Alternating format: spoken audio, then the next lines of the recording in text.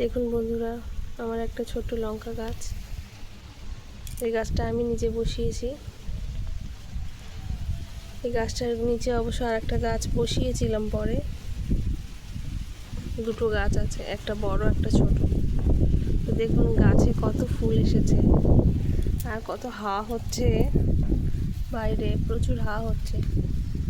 গাছ ভরে ফুল এসেছে এবং ফলও ধরছে। ছোট ছোট লঙ্কাও ধরেছে গাছে অনেকগুলো। গাছটা এত দুলছে যে ছবি ঝাপসা হয়ে যাচ্ছে।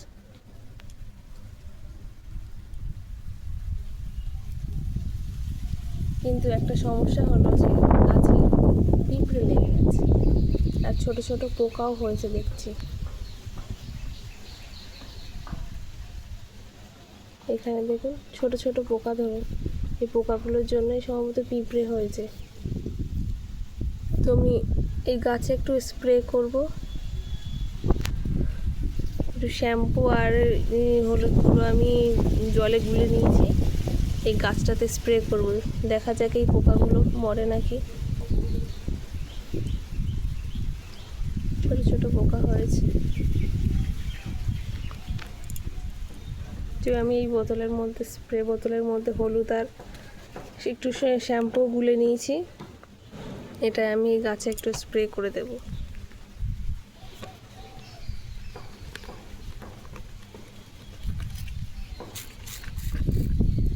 এত হাওয়া হচ্ছে, প্রচুর হাওয়া হচ্ছে বাইরে।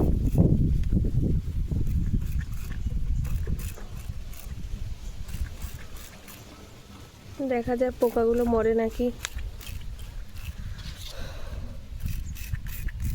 আমি গাছটা পুরোটাই স্প্রে করে দেবো যাতে পোকাগুলো আর অন্য জায়গায় না লাগে।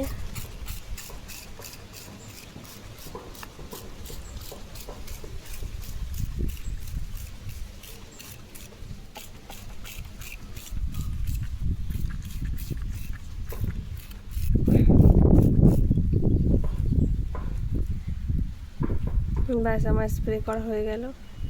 এবার দেখার পালা পোকাগুলো কি অবস্থা হয়।